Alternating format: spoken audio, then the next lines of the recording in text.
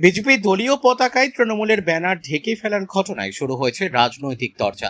মুখ্যমন্ত্রী মমতা ব্যানার্জির ছবি দেওয়া বিভিন্ন প্রকল্পের ব্যানার পোস্টারগুলি বিজেপির দলীয় পতাকা লাগিয়ে ঢেকে ফেলার ঘটনায় বিতর্ক তৈরি হয়েছে পুরুলিয়ায়। পুরুলিয়া শহরের বিভিন্ন জায়গায় রয়েছে মুখ্যমন্ত্রী মমতা ব্যানার্জির ছবি সহ রাজ্য সরকারের বিভিন্ন প্রকল্পের ব্যানার পোস্টার। সেই পোস্টারগুলির উপরেই বিজেপির দলীয় পতাকা লাগানো হয়।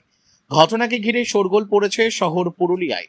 তৃণমূলের অভিযোগ, রাজ্য সরকারের উন্নয়নমূলক পোস্টার ব্যানার বিজেপির পতাকায় ঢেকে আড়াল করার চেষ্টা করা হচ্ছে।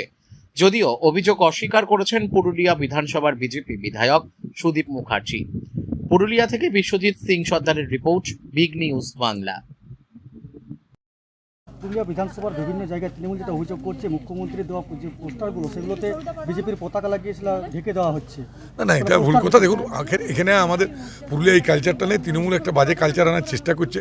মানে এটা একটা উত্তেজনার তৈরি করার চেষ্টা হচ্ছে। এটা বাজে কথা। এই কালচার আমি মনে করি আমরা ভারতীয় জনতা পার্টি ওই কালচার পুরুলিয়া জেলাতে অন্তত আমরা বিশ্বাস করি না। আর আশা করি তৃণমূল এই কালচারে বিশ্বাস করে না।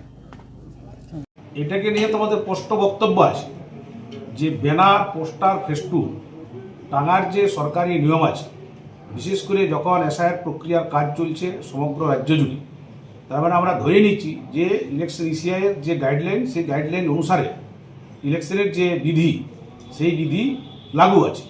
এখানে বিজেপি পুরুলিয়া জেলার যে বিজেপি ভারতীয় জনতা পার্টি সমগ্র জেলা জুড়ে পরিবর্তন যাত্রাকে সামনে রেখে তারা যে পোস্টার, ব্যানার এবং ফেস্টুন যে টাঙার যে কাজ, তারা কোনো নিয়মনীতির ধার ধারে না।